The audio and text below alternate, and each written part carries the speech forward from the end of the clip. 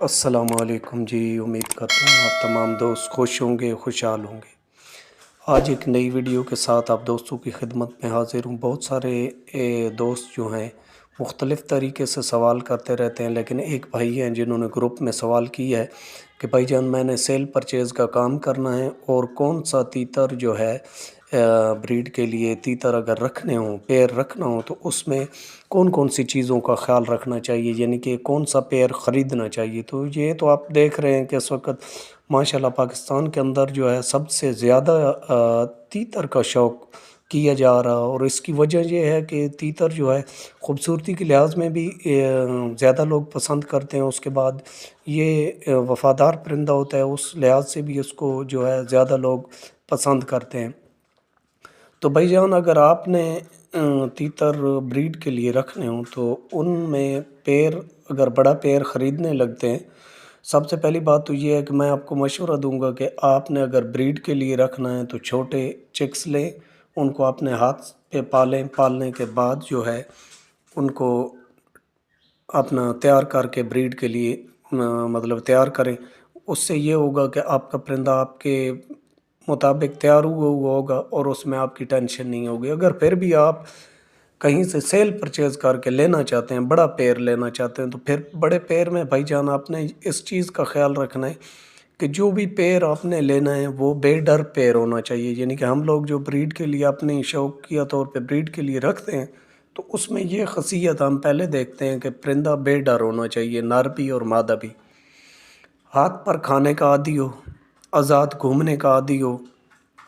اس کے بعد نر جو ہوتا ہے اس میں جو سب سے اہم چیز ہوتی ہے دوسرا بریڈنگ کے لیے، وہ یہ ہوتی ہے کہ وہ نر آپ کبھی بھی نہ خریدیں جسے ہماری زبان میں چڑچڑا نر کہتے ہیں، یعنی کہ ہر چیز پر مستی کرنا، فوراً آپ اگر سیٹی لگاتے ہیں تو فوراً ہی وہ جہاں پر بھی کھڑا ہے کسی انسان سے یا مرغے سے، کتا بلی جو چیز بھی ہوگی اس سے لڑنا اسٹارٹ کر دے گا۔ تو اس طرح کا نر جو ہے وہ بریڈنگ کے لیے نہ لیا کرے۔ آپ نے نر کے اندر یہ کوالٹی ضرور چیک کرنی ہے۔ اس کے بعد پرندہ جتنا آپ کا آزاد ماحول پہ گھومنے کا عادی ہوگا اتنی زبردست قسم کی بریڈ کرے گا۔ جو کھڈے کے اندر مثال کے طور پہ آپ کا پرندہ اگر کھڈے کا عادی ہے، کھڈے کے اندر وہ آپ کو 3 بریڈ دے رہے ہیں، تو آزاد گھومنے والا پیر جو ہے وہ آپ کو 4 سے 5 بریڈ دے دے گا۔ یہ بہت پرانے جو شکاری حضرات ہیں یہ بات وہ سمجھتے ہیں کہ پرندے کا آزاد گھومنے سے بیماری جو ہے اس سے یہ ہوتا ہے کہ پرندہ محفوظ رہتا ہے۔ ایک تو باہر کی جو بہت ساری چیزیں ہوتی ہیں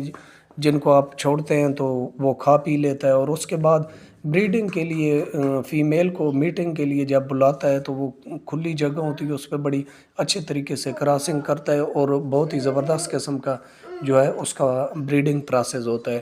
تو اس کے بعد آپ جو ہے اپنے پرندے کی خوراک جو ہے وہ زبردست رکھنی چاہیے،